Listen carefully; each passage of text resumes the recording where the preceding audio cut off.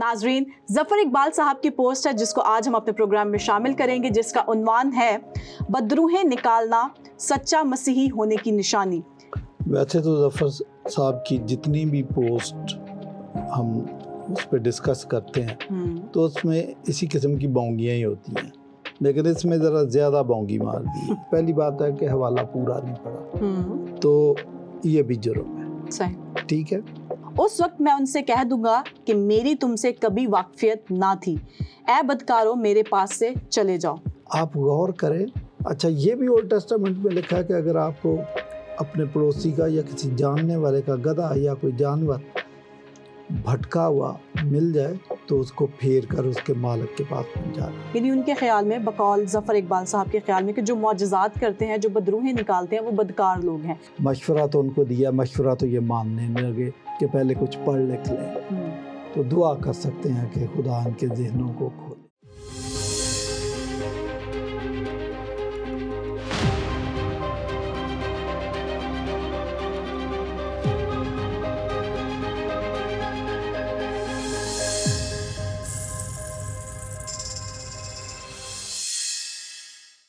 मसीह यीशु के जिंदा जलाली और फतामंद नाम में आप सबकी सलामती हो। प्रोग्राम हतमी सच्चाई में मैं मारिया ज़ुहैब आप सबको खुशामदीद कहती हूँ। खुदावंद की शुक्रगुजारी करते हैं आज के दिन के लिए, इस वक्त के लिए जिसने हमें ये मुहैया किया ताकि हम एक खूबसूरत प्रोग्राम को आपके सामने लेकर आने वाले हो सकें। प्रोग्राम को आगे बढ़ाने से पहले हमेशा की तरह हमारे साथ मौजूद हैं हमारे मेहमान स्पीकर जनाब पादरी शफीक कंवल साहब। सर, आज के शो में हम आपको वेलकम करते हैं। शुक्रिया। नाजरीन, जफर इकबाल साहब की पोस्ट है जिसको आज हम अपने प्रोग्राम में शामिल करेंगे, जिसका उन्वान है बदरूहें निकालना सच्चा मसीही होने की निशानी, जिस पे आज हम बहस करेंगे। सर, आज का पहला सवाल मेरा आपसे यूं है, मसीही बदरूहें निकालने को मसीही होने की बहुत बड़ी निशानी जानते हैं और उससे बड़ा ये नाज करते हैं कि वो भूल जाते हैं कि यीशु मसीह ने इसे सदाकत का मयार या सबूत नहीं समझा, बल्कि फरमाया था कि उस दिन बहुत तेरे मेरे नाम से आएंगे और कहेंगे ए खुदावंद, क्या हमने तेरे नाम से बदरूहों को नहीं निकाला और तेरे नाम से बहुत से मौजज़ात नहीं किए। उस वक्त मैं उनसे कह दूंगा कि मेरी तुमसे कभी वाकफियत ना थी, ए बदकारो मेरे पास से चले जाओ। इस पर रोशनी डालिए। शुक्रिया। वैसे तो जफर साहब की जितनी भी पोस्ट हम उस पर डिस्कस करते हैं तो उसमें इसी किस्म की बोंगियाँ ही होती हैं, लेकिन इसमें ज़रा ज़्यादा बोंगी मार दी। सबसे पहली बात मैं बताऊं कि आप कहीं से कोई पैसेज उठाते हैं या पैसेज का हिस्सा उठाते हैं तो वो इतना हिस्सा उठाना चाहिए कि वो अपनी ज़ात में, अपने टेक्स्ट में मुकम्मल बात हो। ठीक है, उसमें की सेंटेंस होता है तो वो पूरा होना चाहिए। सही। लेकिन बाज़ पैसेजेस ऐसे होते हैं कि अगर आप बीच में से काट के दिखाते हैं या कहीं कोट करते हैं तो वो आउट ऑफ कॉन्टेक्स्ट बात हो जाती है, पूरा कॉन्टेक्स्ट समझ में नहीं आता। सही। ये पैसेज भी ऐसा है। ये पैसेज जब तक आप पूरा ना पढ़ें तो आप ज़्यादती कर रहे हैं। मैं इसको कहता हूँ ये आउट ऑफ कॉन्टेक्स्ट है। फिर आपने पढ़ा, और जब आप कोई चीज़ आउट ऑफ कॉन्टेक्स्ट पढ़ते हैं तो ये मैं 20 दफ़ा अपने प्रोग्राम्स में बता चुका हूँ कि a text without a context is a pre text, कि अगर कोई टेक्स्ट आप उसके कॉन्टेक्स्ट से सियाको सबाक से काट कर पढ़ते हैं तो ये जुर्म है। तो यही हरकत जफर साहब ने की है। अब हम इस पर बात करते हैं, आपको पूरा पता चल जाएगा। पहली बात है कि हवाला पूरा नहीं पड़ा, तो ये भी जुर्म है। सही। ठीक है। पैराग्राफ पूरा पढ़ें तो फिर तफसीर आप दुरुस्त करेंगे। बिल्कुल। और अगर आप पैराग्राफ काट के पढ़ते हैं जो कि एक मरबूत पैराग्राफ है तो आप उसकी तफसीर गलत करेंगे या कुछ चीज़ छुपा लेंगे जी। यही हरकत जफर साहब ने की है।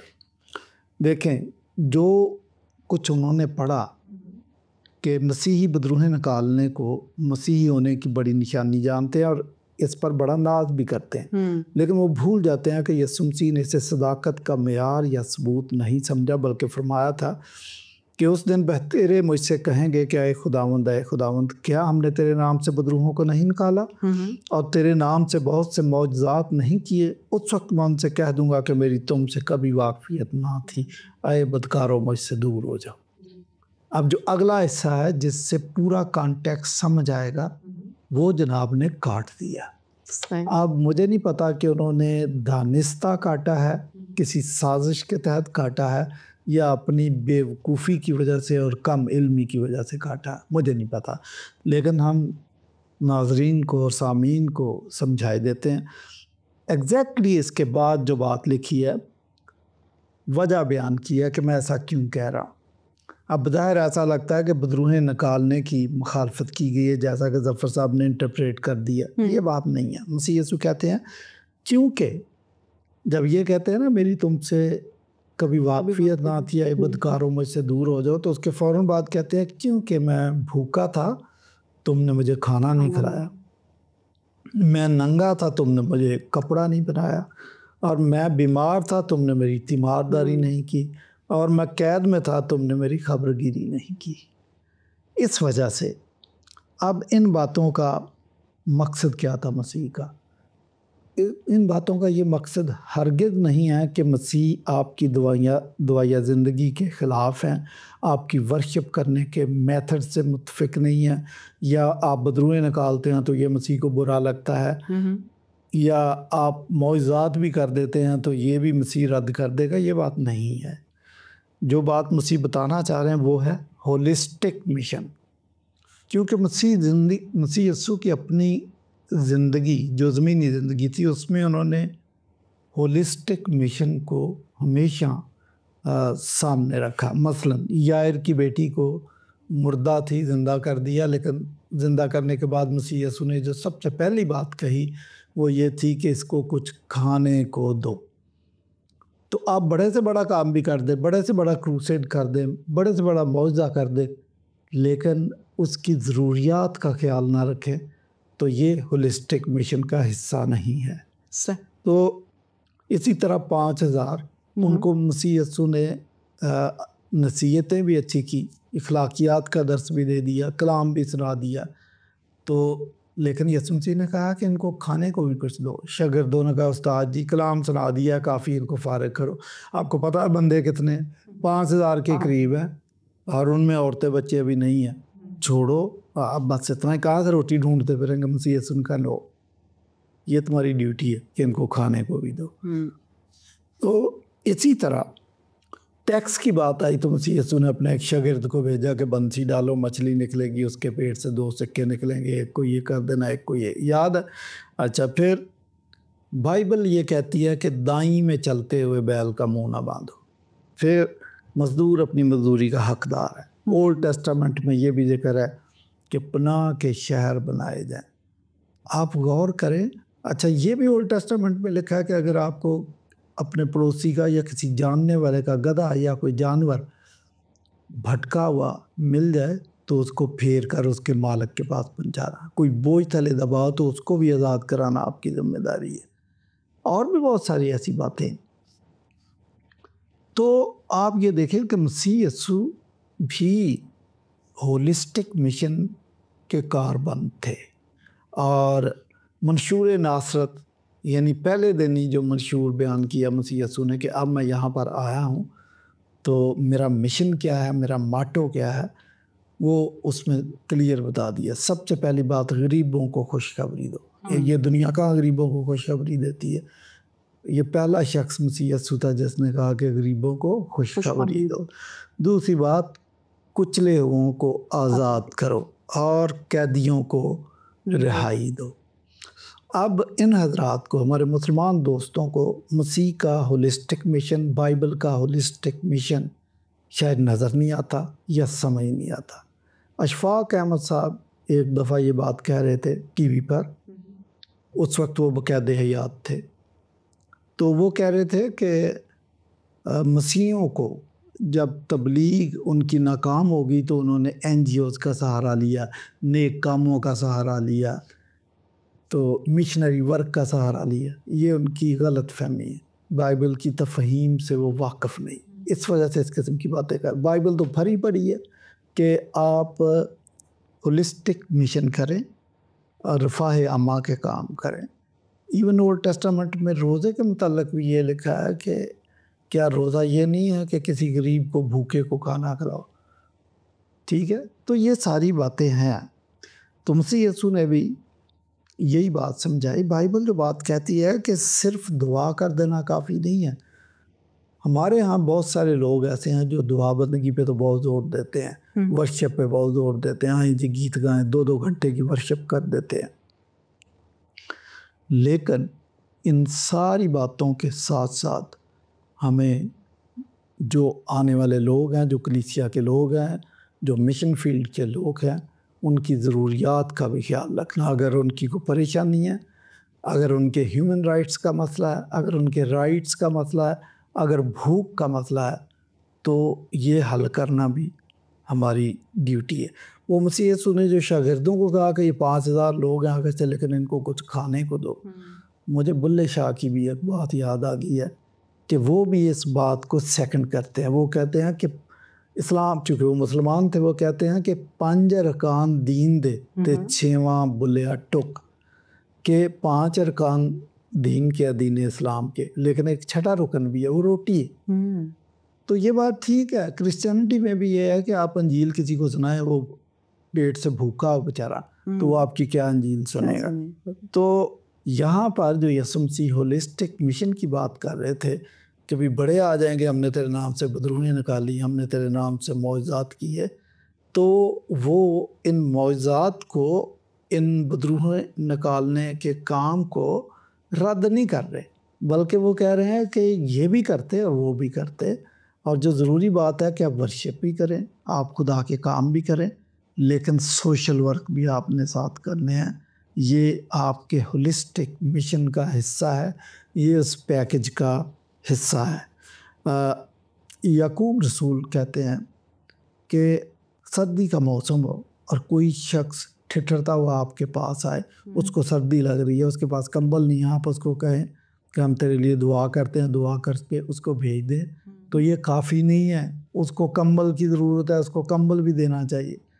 मुझे एक वाक़या याद आ गया कि एक चर्च के अंदर एक औरत थी, तो वो परेशान हाल थी, तो 8-10 लोग, औरतें मर्द सब मिलकर उसके सर पे हाथ रख के दुआ करना शुरू हो गए। तो उन्होंने को 15-20 मिनट दुआ करने में लगाए। मैं थोड़ी दूर कुर्सी पे बैठा हुआ था, किसी ने मुझे भी दावत दी कि आप भी आएँ, तो मैंने कहा मैं इधर से दुआ कर रहा हूँ। तो जब वो सब लोग दुआ करके थक गए, उसको छोड़ा, फिर मैं चला गया। तो मैंने उस खातून से कहा कि आपने कुछ खाया है? उसने कहा कि मैं तो सुबह के नाश्ते के बगैर आई हूँ, कल शाम को भी कुछ नहीं था, बच्चे भी भूखे बैठे हुए। तो मैंने चर्च इंतज़ामिया को कहा कि इसको पहले कुछ खाने को दो, वो बेचारी भूखी। आप मुझे बताएं कि ऐसे शख्स जिसके बच्चे घर पे भूखे बैठे हुए हैं, आप उसको दुआ करके भेजिए, काफ़ी है। अच्छा, यहाँ पर जो याकूब बात कर रहे हैं, याकूब रसूल, तो वो ये नहीं कह रहे कि दुआ की मुखालफत नहीं कर रहे। अगर आप इसको ये समझते हैं कि ये दुआ की मुखालफत है, तो फिर आप बड़े कम फहम हैं। यहाँ पर भी आप ये देखें कि मिशन फील्ड में, किसी भी मिशन फील्ड के लिए आप मुनादी करने के लिए जाते हैं, आप नई जगह पे चर्च खोलते हैं, वो नए लोग हैं, गैर कौम से आकर चर्च में शामिल हुए, तो लामहला उनकी बहुत सारी ज़रूरियात भी होंगी। अगर कोई बीमार हो जाता है तो उसकी दवाई का बंदोबस्त भी आपने करना है। अगर कोई भूखा है तो उसको खाना भी आपने खिलाना। अगर कोई नंगा है तो उसको कपड़े भी आपने बनाने। अगर कोई बीमार है तो आपने तीमारदारी भी करनी है। अच्छा, फिर ये तो लाजमी है।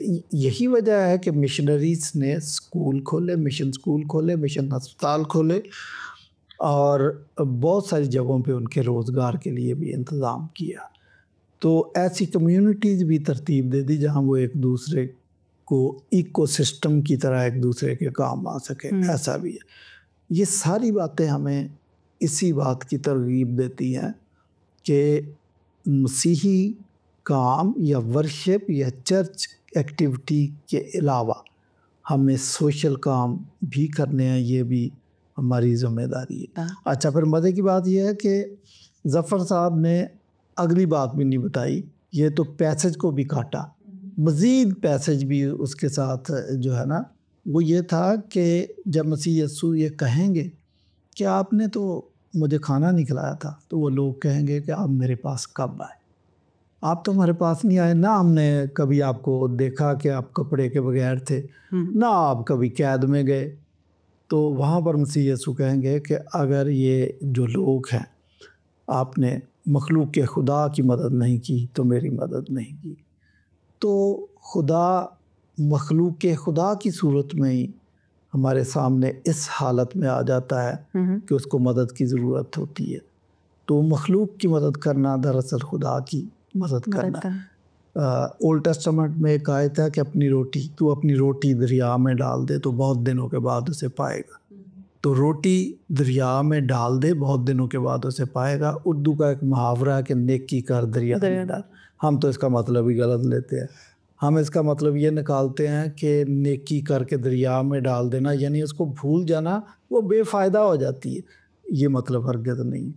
इसका मतलब है कि दरिया में जहाँ जानवर भी हैं, कोई खाने पीने की चीज़ अगर आप डालते हैं तो ये आपके हक में नेकी है।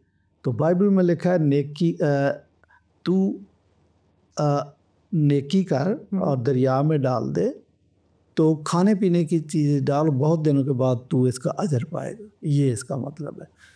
तो बाइबल तो इन बातों से भरी पड़ी है। हाँ, तो मैं ये बता रहा था कि वो लोग कहेंगे आप तुम्हारे पास कभी आए नहीं, तो मसीह यीशु उनको वादे कर देगा। और आप देखें कि अदालत के दिन आपकी सिर्फ दुआ बंदगी नहीं है, बल्कि आपके ईमान का जो सबूत है वो यही है कि आप खल्क़े खुदा की मदद करते। ये आपके ईमान का सबूत है।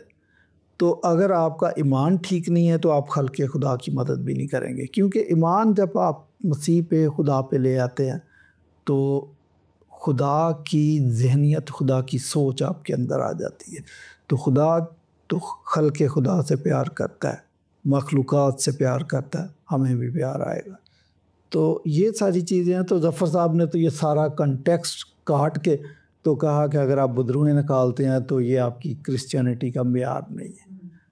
ये तो वो कह ही नहीं रहे, टेक्स्ट ये बात नहीं कह रहा। तो फिर मुझे अफसोस ही होता है कि अक्सर मैं ये मशवरा देता हूँ कि आप अंग्रेज़ी अदब पढ़ें, आप उर्दू अदब पढ़ें, आप पंजाबी अदब पढ़ें, और अगर खुदा तौफ़ीक और वसाइल दे तो कोई और अदब भी पढ़ लें। तो ये फिर आपको बाइबल समझ आएगी। बाइबल दुनिया का बेहतरीन और उत्तम अदब है।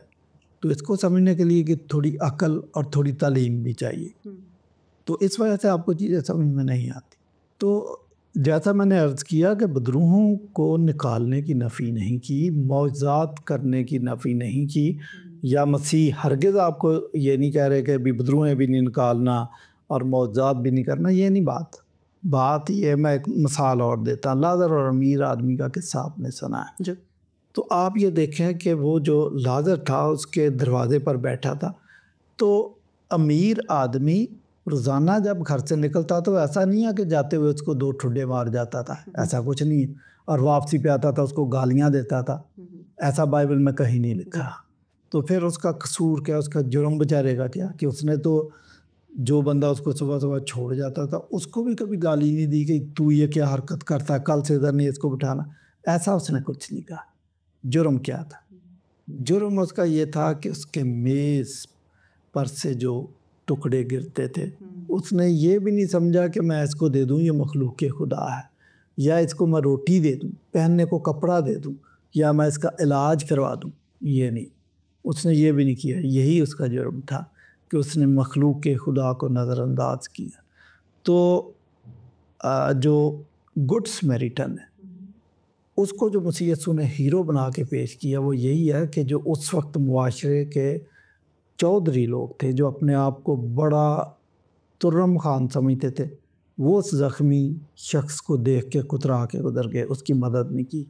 लेकिन सामरी जिसको मुआशरे का धत्कारा हुआ शख्स समझते थे, उसकी कोई इज्जत नहीं थी, नीच ज़ात का शख्स समझा जाता था, उसने उस शख्स की मदद की, उसको उठा के अस्पताल लेके गया और उसका पहले खुद इलाज किया जो कुछ वो कर सकता था, फिर हॉस्पिटलाइज किया, उस पे जो खर्चा है वो भी दिया और कहा कि मैं अभी जा रहा हूँ, वापसी पे अगर कोई और खर्चा निकलेगा वो भी मैं दे दूँगा।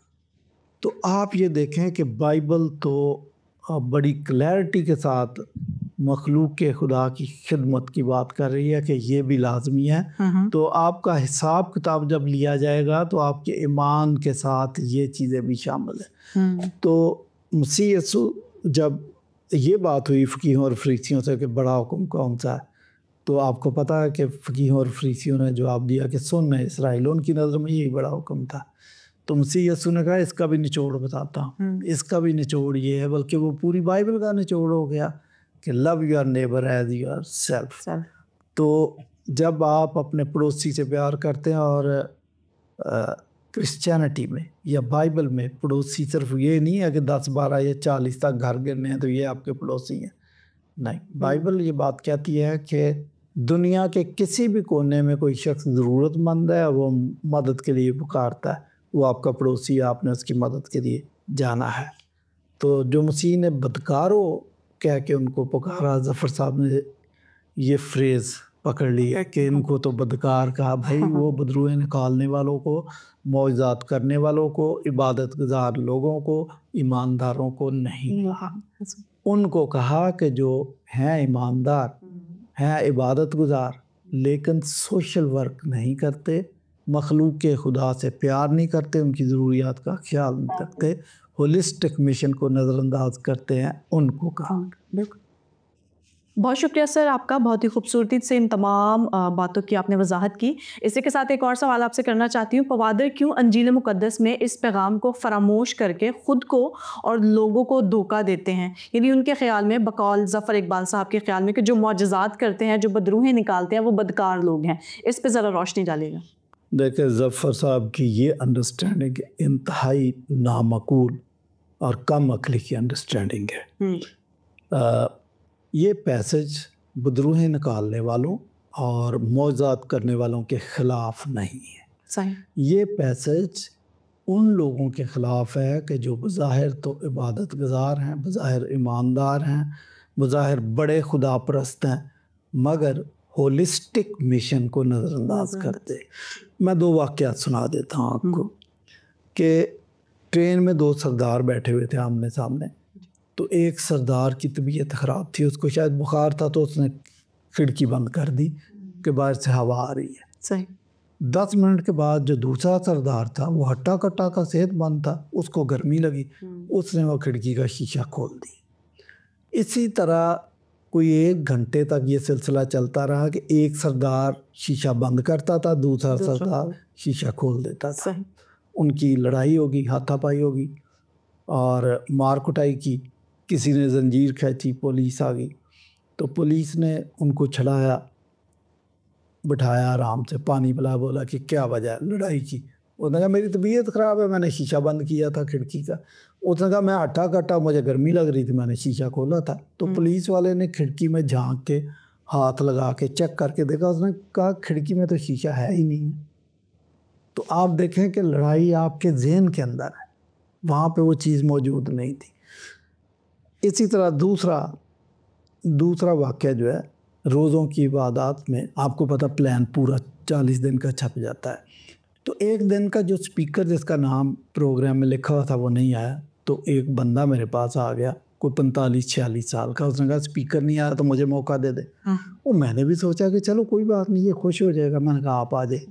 अब ड्यूटी लगी होती है, जिसकी ड्यूटी थी हवाला पढ़ने की, उसने हवाला पढ़ दिया कि और खुदा तरसों ने मिलकर दुआ की।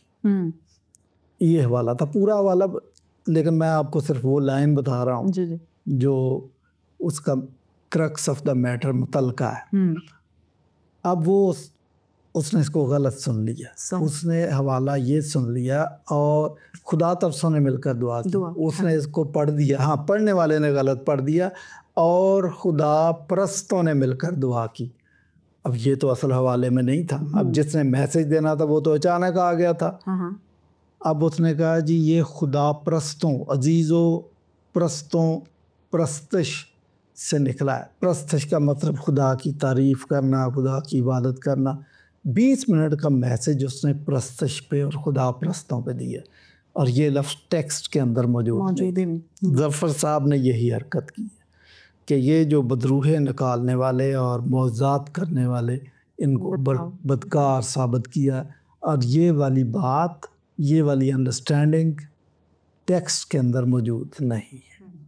तो ऐसे लोगों के लिए हम दुआ कर सकते हैं। मशवरा तो उनको दिया, मशवरा तो ये मानने नहीं लगे कि पहले कुछ पढ़ लिख लें, तो दुआ कर सकते हैं कि खुदा इनके ज़हनों को खोले। बहुत शुक्रिया सर आपका, बहुत ही खूबसूरती से इन तमाम सवालात के आपने जवाबात दिए, और यकीनन ज़फ़र इकबाल साहब को, हमारे नाज़रीन को भी समझ आ गया होगा। आपने सारे प्रोग्राम को उम्मीद करती हूँ कि बहुत ही ध्यान से सुना होगा और देखा होगा। जाने से पहले वही एक बात, सच्चाई को खोजें, सच्चाई को जानें, सच्चाई अगर समझ आ जाए तो उसे कबूल करने का हौसला पाएं। इजाज़त दीजिए, फिर आपसे मुलाकात होगी। देखते रहिए प्रोग्राम हतमी सच्चाई।